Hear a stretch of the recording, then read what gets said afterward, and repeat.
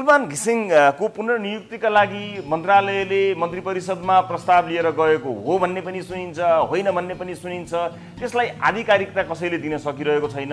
कुलमान घिसिङको आवश्यकता तपाईँको मन्त्रालयलाई फेरि भएको हो कि होइन, तपाईँहरूले आधिकारिक रूपमा यो प्रस्ताव लानुभएको हो कि होइन, यसको कथा के हो, यसलाई यथार्थ यसको यो हो रेका हल्लाहरू भन्दा पनि अब आज तपाईँबाट स्पष्ट रूपमा यसबारे जानकारी लिने प्रयत्न गरेको छौँ। वास्तविकता के हो बताइदिनुहोस् सबभन्दा पहिला। वास्तविकता 2073 सालमा कुलमानजी विद्युत प्राधिकरणको कार्यकारी निर्देशकमा आउनुभयो र उहाँले 4 वर्ष आफ्नो कार्यकाल सम्पन्न गर्नुभयो। खास गरी गएको 30 गते र यसमा कुलमानजीले आफ्नो 4 वर्ष पूरा कार्यकाल काम गर्नुभयो। सार्वजनिक छ, उहाँले व्यवस्थापकीय रूपले विद्युत प्राधिकरणमा राम्रो काम गर्नुभयो, त्यसमा मैले थप बताउनु पर्ने छैन। त्यसपछि नेपाल विद्युत प्राधिकरणको कार्यकारी नियुक्ति सम्बन्धी हाम्रो एउटा कानुनमा नेपाल सरकारले गर्न सक्ने व्यवस्था छ र विगतमा हामीले फ्री कम्पिटिसन अथवा ओपन कम्पिटिसन गरेर ल्याउने पनि गरेका छौँ। त्यसै गरी चाहिँ यसमा ठ्याक्कै पुनर्नियुक्तिको व्यवस्था हाम्रो कानुनी व्यवस्था रहेनछ अहिलेसम्म। त्यसैले कुलमानजीले राम्रो गर्नुभयो, अर्को कार्यकाललाई एकपटक चान्स दिउँ थप काम गर्नलाई भन्ने मन्त्रालयको या प्रधानमन्त्रीको हामी सबैको एक खालको समझदारी जस्तै हो। तर त्यसमा पुनर्नियुक्तिको व्यवस्था छैन। अब कुरा आउँछ अब के गर्ने भन्दा सरकारसँग दुईवटा विकल्पहरू रहे। एउटा चाहिँ प्रतिस्पर्धाबाट जाने, अर्को प्रतिस्पर्धाबाटै आएको व्यक्ति भएको र काम पनि देखाइसकेको हुनाले सोझै क्याबिनेटले निर्णय गर्ने, नियुक्ति गर्ने अर्को कार्यकालको लागि। त्यसो हुँदा चाहिँ प्रधानमन्त्रीसँग मेरो चाहिँ विभिन्न चरणमा कुराकानी भयो। प्रधानमन्त्री र पार्टी अध्यक्ष बीचमा पनि कुराकानी भयो, किनभने हाम्रो पार्टीले राजनीतिक नियुक्तिका विषयहरू समझदारी गराएर पार्टीसँगको परामर्शबाट प्रधानमन्त्रीले गर्ने भन्ने पछिल्लो निर्णय पनि गरेका छौँ हामी यो सबै सन्दर्भमा। त्यसपछि मैले गत आइतबार प्रस्ताव मैले नियमित प्रक्रियाबाटै मन्त्री परिषद कार्यालयमा पठाएँ र सोमबारको मन्त्री परिषद बैठकमा मैले आफै पनि फेरि प्रत्यक्ष त्यो चाहिँ प्रस्ताव लिएर गए। यसरी हेर्दा नियमित त्यो चाहिँ एजेन्डामा सोमबार आएन। नआइसकेपछि मैले मन्त्री परिषदमा मेरो एजेन्डाको बारेमा चर्चा गरेँ। प्रधानमन्त्रीजीले कानुनी रूपले हेरौँ भनेर भन्नुभयो र त्यसलाई सकारात्मक रूपले सोमबारको बैठकमा नियमित एजेन्डामा थिएन, आएन। आइतबार गए पनि सोमबार मैले चाहिँ एउटा ठाडो प्रस्तावको रूपमा लिएर गए, चर्चा भयो।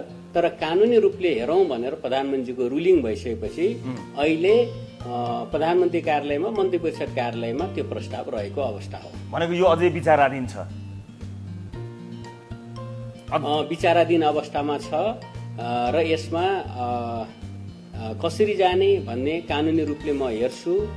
प्रधानमन्त्रीले भन्नुभएको हुनाले यसलाई विचाराधीन अवस्थामै हामीले लिएका छौँ र यसलाई सकारात्मक रूपले लिएका छौँ।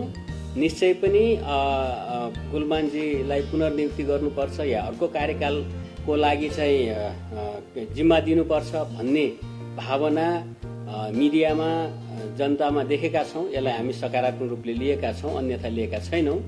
त्यसै गरी कति साथीहरूले हामीलाई व्यक्तिगत रूपले या सार्वजनिक मिडिया मार्फत यस्तो सफल मान्छेलाई विद्युत प्राधिकरण फेरि किन दोहोर्याउने, यो भन्दा अर्को कुनै चाहिँ संस्थानमा या अर्को जिम्मेवारीमा दिएर सरकारले सम्मानित गरोस् भन्ने पनि हामीले सुनेका छौँ।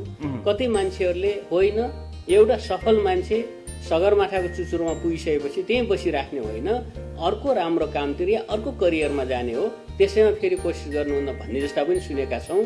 तर मन्त्रालयले विद्युत क्षेत्रमा विद्युत प्राधिकरणमा कुलमानजीलाई एक कार्यकाल आवश्यक छ भनेर मैले राजनीतिक रूपले प्रधानमन्त्रीसँग सल्लाह गरेर पार्टीका नेताहरूसँग सल्लाह गरेर त्यो प्रस्ताव क्याबिनेटमा पुर्याएको छु। त्यसैले म सबैसँग के अनुरोध गर्छु भने यो सरकारले नियमित बिजनेसको रूपमा गर्ने हो, त्यसमध्येको एउटा काम हो।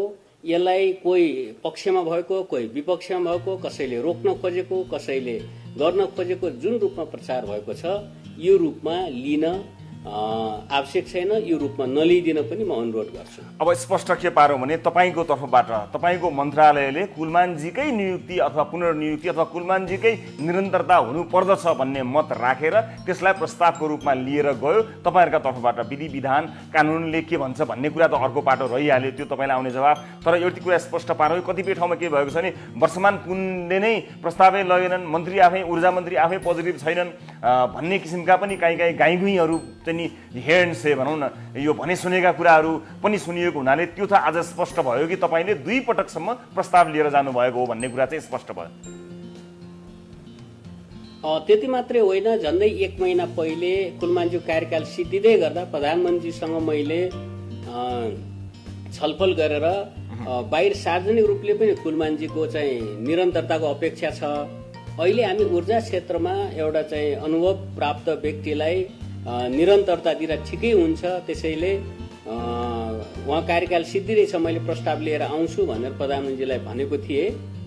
29 गतेसम्म समय छ, हामी विचार गरौँला भनेर सकारात्मक जवाफ पाएपछि बाहिर अनावश्यक टीका टिप्पणीहरू सुरु भएपछि सामाजिक सञ्जाल मिडियामा आदि इत्यादि भएपछि मैले त्यतिखेर पनि भनेको थिएँ कुलमानजीलाई हामी दोहोऱ्याउँछौँ, प्रधानमन्त्री सकारात्मक हुनुहुन्छ, मैले कुरो गरिसकेको छु भनेर मैले झन्डै 20-25 दिन पहिले बताइसकेको विषय हो। त्यसैले यसमा प्रधानमन्त्रीको बारेमा भन्ने मेरो बारेमा भन्नु कुनै आवश्यक छैन। त्यसपछि कुलमानजीले पनि सार्वजनिक रूपमा यो अहिलेका उपलब्धिहरू सम्माननीय प्रधानमन्त्रीको नेतृत्वमा निर्देशनमा प्राप्त हुन्, ऊर्जा मन्त्रीको नेतृत्वमा प्राप्त भएका हुन् र त्यसमा व्यवस्थापकीय रूपले प्राधिकरणको नेतृत्व मैले गरेँ र अरू टिम त्यहाँ 12,000 कर्मचारी थियो, सबैको साझा प्रयत्नले हासिल भएको उपलब्धि हो। त्यसैले यसलाई यही रूपमा लिइदिन भनेर उहाँले सार्वजनिक लिखित वक्तव्य पनि दिनुभयो, मौखिक रूपले पनि सार्वजनिक अपिल गर्नुभयो। त्यसो गर्दा यसमा म सबैसँग के अनुरोध गर्छु भने प्रधानमन्त्रीसँग या मसँग या कोहीसँग फरक जस्तो जो देखाउने प्रयत्न छ यो चाहिँ सही कुरो होइन। त्यसै गरी गत आइतबार मैले प्रस्ताव लगेको कुरो सार्वजनिक भइसकेको विषय हो, सोमबार क्याबिनेटमा चर्चा भएको कुरो सार्वजनिक भइसकेको विषय हो, अहिले पनि विचाराधीन रहेको हुनाले यसमा ठूलो कुनै नियतको विषय बनाएर छलफल गरिन आवश्यक छैन, किनभने नियमित प्रक्रिया हो। जस्तै यस अगाडि पृष्ठभूमिमा यहाँले चर्चा गर्नु हो, पार्टीले वामदेव गौतमजीलाई राष्ट्रिय सभामा लाने निर्णय भयो 7 महिना पहिले र त्यो चाहिँ पेन्डिङ रहँदै आयो विभिन्न कारणले र गत हप्ता निर्णय भयो, अहिले कार्यान्वयन हुँदैछ भन्दा कैयौं निर्णयहरू छलफलका क्रममा हुन्छन्। मैले अघि बताइसकेँ प्रतिस्पर्धाबाट पनि हामी नियुक्ति गर्ने गरेका छौँ, कार्यकारी निर्देशक सोझै सरकारले निर्णय पनि मनोनित पनि गर्ने गरेको छ। मन्त्रालयले काम गरिसकेको मान्छे टेस्टेड मान्छे भएको हुनाले मन्त्रालयलाई आवश्यक छ, सरकारलाई आवश्यक छ, ऊर्जा क्षेत्रमा एकपल्ट उहाँले काम गर्नुपर्छ आफ्नो विशेषज्ञता भनेर हामी सोझै सरकारले नियुक्ति गरोस् भनेर क्याबिनेटमा लगेका छौँ र यसलाई कानुनी रूपले हेरौँ भनेर प्रधानमन्त्रीले भन्नुभएको कुरालाई हामीले अन्यथा रूपमा लिएका छैनौँ। यसलाई सरकारलाई हान्ने हतियारको रूपमा, सरकारलाई अलोकप्रिय बनाउने हतियारको रूपमा या प्रधानमन्त्रीले नचाहेको रूपमा अर्थ्याएर प्रचार गर्न अहिले आवश्यक छैन। यो छलफल या निर्णयकै प्रक्रियामा रहेको हुनाले यसलाई धेरै ठूलो विषय बनाइनु आवश्यक हुन्न भन्ने कुरो म प्रश्न राख्न चाहन्छु, अनुरोध पनि गर्न चाहन्छु। र यसमा प्रस्ताव नलगेको त प्रश्नै होइन। मैले सार्वजनिक रूपले 15-20 दिन पहिले पनि प्रधानमन्त्रीसँग छलफल भएको र सकारात्मक भएको कुरो र आइतबार प्रस्ताव लगेको, सोमबार चर्चा भएको, त्यसपछि मेरो सचिवालय साथीहरूले स्पष्ट गरेको विषय हो। म यही कुरो म बताउन चाहन्छु। अब कुलमानजीको लोकप्रियताले गर्दा तपाईँ मन्त्री अथवा प्रधानमन्त्री अथवा अन्य सरकारका अन्य मन्त्रीहरू यो कुलमान घिसिङजी चाहिँ एउटा कर्मचारी, हामी त मन्त्री, सबै क्रेडिट जति कुलमान घिसिङले लिएर गयो भनेर एउटा एक किसिमको यो जुङ्गाको लडाईँ जस्तोको वातावरणको सृजना भएको हो कि होइन? तपाईँ आफूलाई पर्सनल्ली कुलमानजीले राम्रो काम गर्नुभएको र त्यसबाट लोकप्रियता हासिल गर्नुभएकोमा तपाईँलाई काहीँ कतै मनमा काहीँ कतै त्यसको हारिस भनौँ, त्यसको इगो भनौँ, काहीँ कतै छ कि छैन? मन्त्रीजी भन्नुहोस् त। छ त भन्न मिल्दैन, तैपनि यसले असर पारेको छ कि छैन भन्नुहोस्। हेर्नुहोस्, यसमा असर पार्न मलाई त मूल मुद्दा नै यही हो कि जस्तो लागेर मैले तपाईँलाई सोधेँ है। तपाईँ स्पष्ट वक्ता, कम बोल्ने तर स्पष्ट बोल्ने मान्छे भएर सोध्ने मैले। प्रधानमन्त्रीले यो देशको नेतृत्व गर्नुभएको छ, 2/3 जनताले जनमत दिएको अवस्था छ।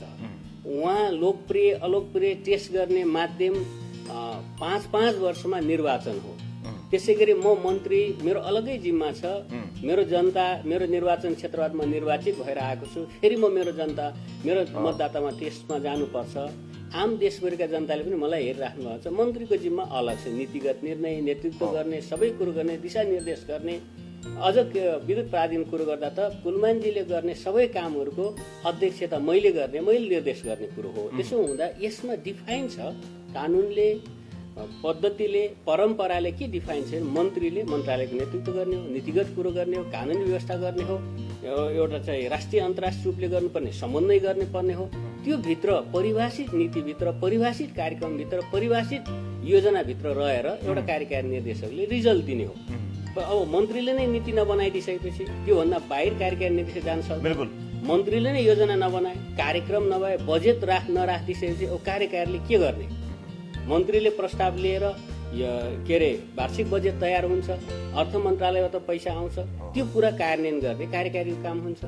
ऐनबाट विद्युत प्राधिकरण ऐन बन्छ या विद्युत सम्बन्धी नियामक निकाय बन्छन्। विद्युतको चाहिँ कसरी ऊर्जासम्म पोलिसी, जस्तै म आउने बित्तिकै श्वेतपत्र जारी गरेँ र त्यो सरकारको हामी चाहिँ वार्षिक कार्यक्रम मार्फत त्यसलाई 10 वर्षे ऊर्जा दशकको घोषणा गऱ्यौँ। 10 वर्षमा हामी 15,000 मेगावाट उत्पादन गर्छौँ। त्यसको लागि चाहिँ हामी रिजर्भयरको हिस्सा 1/3 अनि पिकिङ रन अफ रिभरको अर्को तिहाई, रन अफ रिभरको 1/3 अनि सोलरको 5 देखि 10% हाराहारी हुन्छ। यो पोलिसी हो, यो भित्र विद्युत प्राधिकरणले काम गर्ने हो। त्यसै गरी हामी धलकेबर मुजफ्फरपुर एउटा क्रस बोर्डर ट्रान्समिसन लाइन बनायौँ भारतसँग व्यापार गर्न। अर्को चाहिँ हामी बुटोल भैरवा बनायौँ, बुटोलदेखि चाहिँ गोरखपुर बनाउँछ। यो पोलिसी हो, यो भित्र प्राधिकरण काम गर्ने। हामी चीनसँग उत्तरतिर क्रस बोर्डर ट्रान्समिसन बनाउने, चीन सरकारसँग म आइसकेपछि, नयाँ सरकार आएपछि हामी MOU गऱ्यौँ। त्यो भित्र हाम्रो एजेन्सीको रूपमा प्राधिकरण अघि सार्यौँ। हामी बङ्गलादेशसँग चाहिँ विद्युत क्षेत्रमा सहकार्य गर्ने नेपाल सरकारले निर्णय गर्यो र मैले पहल गरेँ। हामी दुई देशबीचमा सम्झौता भयो, त्यो कार्यान्वयन गर्ने जिम्मा नेपाल विद्युत प्राधिकरणको। त्यसै गरी नेपाल सरकार के भन्यो भने आगामी 2 वर्षमा नेपाल पुरै विद्युतीकरण गर्छ, बजेट यो, कार्यक्रम यो भन्यो। त्यो 2 वर्षमा विद्युतीकरण गर्ने बजेट बनाइयो, त्यो कार्यक्रम कार्यान्वयन गर्ने विद्युत प्राधिकरण हो। यस्तै त्यसै PPA सम्बन्धी हामी पोलिसी बनाउँछौँ। मतलब यो अरू चाहिँ जस्तै मूल कुरा के भने यो जुङ्गाको लडाई अथवा होइन, नीति योजना दिशानिर्देश मन्त्रालयले गर्छ। त्यसलाई चाहिँ फिल्डमा प्लानिङ गरेर त्यसलाई कार्यकारी रूप दिने चाहिँ प्राधिकरणले गर्छ। त्यसको नेतृत्व के अरे कार्यकारी निर्देशकले गर्छ भन्दा यो त अलग अलग विषय हो। मानव गृह मन्त्रालयको नेतृत्व मन्त्रीजीले गर्नुहुन्छ, त्यहाँ चाहिँ आर्मी प्रहरी चिफ हुन्छ। तर काठमाडौँको SSP या अरू कुनै जिल्लाको SPले चाहिँ क्राइम कन्ट्रोल यो गर्यो भनेर चाहिँ त्यहाँको चाहिँ चर्चा भइरहेको हुन्छ। तपाईँहरूले मिडियामा ल्याएर त्यसको अर्थ गृहमन्त्रीलाई उसिनेको, आइजीलाई उसिनेको कहीँ पनि प्रश्न हुँदैन। त्यो त मेरो शब्द हुँदैन। तर त्यस्तो भयो कि भन्ने आशंका क्या हामीलाई यो हामीलाई चाहिँ अब किनभने एक्स्ट्राअर्डिनरीली अलिकति एकदम एक्स्ट्राअर्डिनरी वेबाट चाहिँ उहाँको लोकप्रियता भइरहेको खण्डमा त्यो लोकप्रियता र वाहवाही नै उहाँका लागि घातक भयो कि भन्ने चाहिँ मेरो एउटा आशंका मैले गरेँ, जसलाई तपाईँले दूर गर्नुभयो। अब म एउटा कुरा हजुर मन्त्री, मैले अर्को प्रसङ्गमा लागेँ। यसलाई लगभग तपाईँले स्पष्ट पारिसक्नु भएको हुनाले मैले यसमा थप समयमा लिइनँ। अब एउटा कुरा जस्तो अब एउटा प्रक्रियामा यो गएको हुनाले यसको नियम के छ, कानुनले के भन्छ भन्ने कुरा हेर्छु भनेर प्रधानमन्त्रीले भन्नुभयो। तपाईँहरू पनि त्यसको प्रतीक्षामा हुनुहुन्छ भन्ने कुरा आयो। अब नियम कानुन त छोडिदिनुहोस्, संविधानकै कतिपय मर्मलाई पनि कुठाराघात गर्ने किसिमका निर्णयहरू हुँदाखेरि चाहिँ तपाईँहरू त्यति धेरै बोल्नुहुन्न। चुनाव हारेका मान्छेहरू राष्ट्रिय सभामा गएका विषय त ताजा नै छँदैछन्। त्यसलाई चाहिँ त्यति धेरै व्यवस्था गरिँदैन। एउटा मानिस जसले चाहिँ प्रमाणित गरेर देखाइदियो, जसले चाहिँ एउटा युग परिवर्तन गरिदियो, जसमा तपाईँहरूको धेरै ठुलो रोल छ, तर प्रत्यक्ष रूपमा एउटा जिम्मेवारी लिएको मान्छे, प्रमाणित गरेको मान्छेलाई चाहिँ नियम कानुन यो त्यो भनेर बाँध्दाखेरि त यो त दुई अर्थी कुरा भयो नि त। मान्छे झुक्याउने भुलाउने जस्तो कुरा भयो, सुहाएन नि त। सरकारको चरित्र त सबै ठाउँमा एउटै हुनु पर्यो नि। अरूलाई नलाग्ने, कुलमानलाई मात्र नियम कानुन लाग्ने भने त अलिक सुहाएन नि। त्यसको अर्थ कानुन नियम नमान्नुस् भन्नुभयो भने त मेरो भन्नु के भनिन मैले नियम तर कानुनहरू सबैलाई लाग्छ सबैलाई लाग्छ त्यसो भए त अनि चाहिँ कुलमानजीलाई चाहिँ अब क्याबिनेटले गर्ने कुरो मन्त्रीले नै गर्दै घोषणा गर्दै हुने अथवा कानुन किन मान्ने स्थापित मान्छे कुलमानजीले आफै नै होइन मन्त्री परिषदकै कुरा गरेको मैले तपाईँले त गरिहाल्नुभयो तपाईँले आफ्नो तर्फबाट गर्नु मैले मन्त्री परिषदले नै निर्णय गरेँ मैले सरकारकै तर्फबाट यो कुरा प्रश्न सोधेको मैले मन्त्रालयलाई जिम्मा लगाइन यति कस्ता कस्ता निर्णयहरू बन्न सकिने हुन सक्ने गर्न सकिने ठाडै कतिपय नातेदारहरू उहाँ सिधै नियुक्ति लिएर बसिराखेका छन् कहीँ कतै प्रतिस्पर्धा गर्नु पर्दैन एउटा प्रमाणित गरेको ट्यालेन्टेड मान्छे मुलुकलाई चाहिने एउटा टेक्निकल्ली पनि साउन्ड भएको प्रुभ गरेको मान्छेलाई चाहिँ यो भएन र त्यो भएन भन्दा पनि त मान्छेहरूमा असन्तुष्टि आउनु स्वाभाविक हो नि होइन र होइन रविजीकै स्पिरिटमा सहमत भएर अरू साथीभाइहरूकै स्पिरिटमा सहमत भएर त उहाँ पुष्टि हुनुहुन्छ उहाँलाई प्रतिस्पर्धा नलैजाउँ उहाँलाई सोझै नियुक्ति गरौँ भने हो नि त नत्र चाहिँ हामी 2065 सालदेखि लगातार सबै कार्यकारी निर्देशकहरू प्रतिस्पर्धा त लिएका छौँ उहाँ चाहिँ टेस्टेड हो त्यसैले हामी डाइरेक्ट नियुक्ति गरौँ भनेर मन्त्रालयले प्रस्ताव गरेको छ यसमा अन्यथा कुनै छैन हामी तपाईँहरूको उसमा स्पिरिटमा सहमत छौँ मैले अघि भन्दैछु हाम्रो पार्टीले यस्ता राजनीतिक नियुक्तिहरू विभिन्न नियुक्तिहरू पार्टीसँग पनि परामर्श गरेर गरिदिए है सरकारले भनेर भर्खरै निर्णय पनि गरेका छौँ भोलि मात्रै पनि सचिवालय बैठक छ त्यहाँ यस्तै राजनीतिक नियुक्तिका परामर्शका विषय सुझावका विषय छन् सायद एउटा प्रक्रिया पुरा गर्दै मेच्योर ढङ्गले प्रधानमन्त्रीले गर्न खोज्नुभयो होला किन यति कुरो यति धैर्यता त सबै साथीले राखिदिनुपर्छ बाँकी अरू कतिपय संविधान कानुन मिच्यो भने कुनै पनि संविधान कानुन मिचेका छैनौँ जति पनि नियुक्ति सरुवा पडुवा भएका छन् कानुन सम्मत भएका छन् हो मिचेर होइन मिलाएर मैले भने मिचेर भन्दा पनि मिलाएर कानुनहरू मिलाएर पनि भएका छन् नि त होइन व्यवस्था गरिएका छन् त्यस कारणले मिलाउन सकिने ठाउँहरू यो पनि हामी कानुन मिलाएरै गर्छौँ भनेकै छौँ नि त कानुन मिलाएरै गर्छौँ कानुन हेरेर गर्छौँ कतिपय कुरो जस्तै पार्टीभित्रका परामर्श कुरा हुन्छ त्यो परामर्श गरेर गर्छौँ भनेका छौँ गर्छौँ भनिराख्दा ल नगरेको नो रिजेक्ट भनेको हो भने त्यसको एउटा प्रश्न हुन्छ हामीले प्रश्न गर्नुहोस् मन्त्रालयले प्रस्ताव लगेको छ 2 दिन भएको छ प्रधानमन्त्रीले म परामर्शबाट गर्छु भन्नुभएको छ यसलाई अन्यथा लिनुपर्छ जस्तो मलाई लाग्दैन त्यसैले यसमा धेरै विरोध गर्नुपर्ने केही चाहिँ शङ्का गर्नुपर्ने कुरो मैले देखेको छैन रविजी त्यसैले म सबै साथीहरूलाई पनि म यही अनुसार अनुरोध गर्छु अनावश्यक रूपले यो विषयलाई चाहिँ दायाँ बायाँतिर कुनैतिर कसैलाई आरोप लाउने रूपले नगर्दिन म अनुरोध पनि गर्छु हाम्रो अगाडि ऊर्जा क्षेत्रमा धेरै काम गर्नुपर्ने छ त्यसमा प्रधानमन्त्रीको चाहिँ हामी नेतृत्व जरुरी छ हामीलाई मन्त्रीले अझै मेहनत गर्नुपर्ने छ कुलमानजी जस्तै एक्सपर्ट हामीलाई जरुरी छ र अरू टिम बनाएर हामी काम गर्छौँ र हामी यो क्षेत्रमा रिजल्ट दिन्छौँ ऊर्जामा हामी आत्मनिर्भर बन्दैछौँ छिटै बन्छौँ कुलमानजी आफै हुँदा पनि थुप्रै कुरा सार्वजनिक भन्नुभएको छ कति कुरो मैले पुरा गर्न सकेन भन्नुभएको छ मैले सार्वजनिक भनेको छु म केही लुकाएको छैन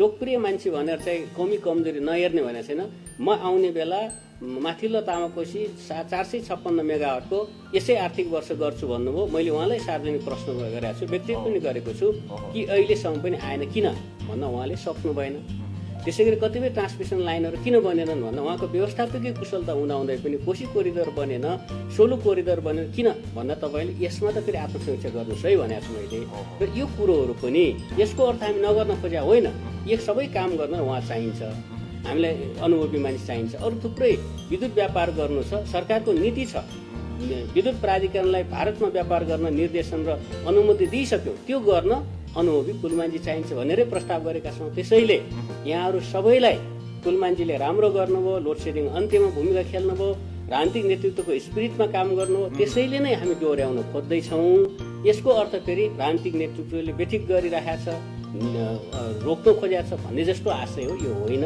यो यसो गरियो भने उहाँको निर्णय पेन्डिङ छ फेरि अब माथि अन्याय हुन्छ अलि आशंका बढी हुन्छ हजुर अब यसको जिस्ट के भने दर्शक महानुभावहरूलाई तपाईँसँग राखेर दर्शकहरूलाई साक्षी राखेर यो भनौँ कि पटक पटक मन्त्रालयले प्रस्ताव लगि पनि सकेको हो यो विचाराधीन छ त्यस कारणले यो रिजेक्ट भएको होइन यो हामीलाई चाहिने मान्छे उहाँले प्रमाणित पनि गरिसक्नु भएको मन्त्रालयले चाहिन्छ भनेर नै प्रस्ताव लिएर गएको छ जुन पेन्डिङ छ त्यसको लागि धैर्य गरौँ कुनै शङ्का छैन हस् मन्त्रीज्यू धेरै धेरै धन्यवाद समय र जानकारी राम्रो मान्छे हो काम गरेको मान्छे हो यसमा कुनै शङ्का छैन हजुर विशेष गरेर तपाईँलाई पनि अलिक दोष लागिरह भएर पटक पटक तपाईँले उहाँमा ऊर्जा भर्ने काम पनि गरिरहनु भएको जानकारी हामीलाई पाइरहेको हुनाले तपाईँले पनि त्यो बेकारका दोषहरू तपाईँलाई तपाईँको मन्त्रालयलाई किन दिनु भन्ने पनि एउटा जरुरी हजुर हजुर। धन्यवाद रविजी, मलाई यो स्पष्ट गर्न मौका पनि दिनुभयो। फेरि कैयौँ कुरो चाहिँ जस्तै फेरि हाम्रा आफ्ना आम जनसमुदायले पनि आफ्नै अनुभवबाट पनि को मान्छे कस्तो भनेर बुझ्न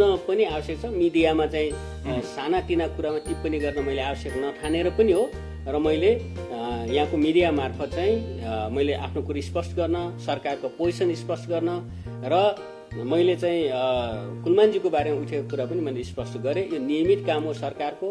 उहाँको चाहिँ योगदानहरूलाई, क्षमताहरूलाई हामी कदर गर्छौँ, गर्दै आएका छौँ, र यसलाई अलिक बढी तन्काउन जरुरी छैन, कसैको नियतमाथि प्रश्न गर्न जरुरी छैन। म यति कुरो स्पष्ट गरेँ।